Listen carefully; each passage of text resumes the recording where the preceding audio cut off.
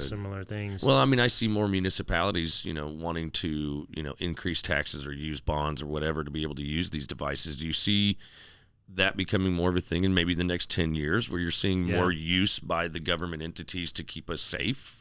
Because I would hope so. In ways that don't freak people out? Well, in like ways with that, the police? I mean, I don't think anybody's going to be freaked out if this thing comes up and says, hey, I found you, but they couldn't. Yeah. Oh, my gosh, I would owe my life to that thing, exactly, right? Yeah. It's an important topic. Like, we're laying the groundwork for a lot of things, and one of the things is, like, we announced a partnership with all the other big mobile robotics companies that where we collectively have said that our robots will never be used to harm or intimidate humans, and they will never be weaponized.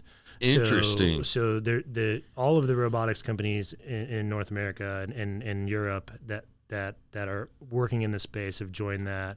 Almost like an alliance. Yeah, an alliance to say this like these robots will not be used to harm humans, and additionally, like the next step with that is like putting legislation in place and things like that. Yeah. Right. But we have a really strong policy team that's like constantly thinking ahead and going, like how do we create an environment where these robots are helping and not hurting, because if someone does get hurt, then that company is very susceptible to collapse. Yeah.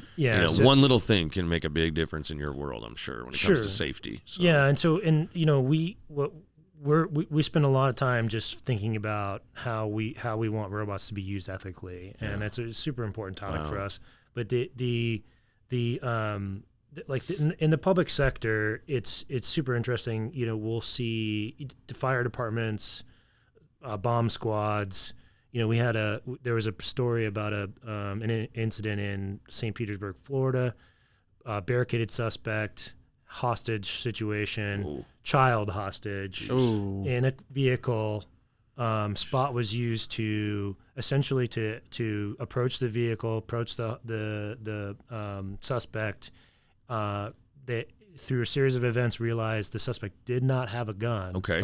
Wow. So it assessed that situation. They were driving it. Didn't notice remotely. anything. Okay. They're driving it. But with the sensors that are on it, it didn't notice gunpowder. It didn't notice. Yeah.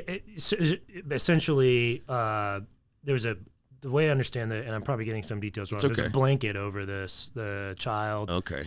Used the arm to remove the blanket. No weapon.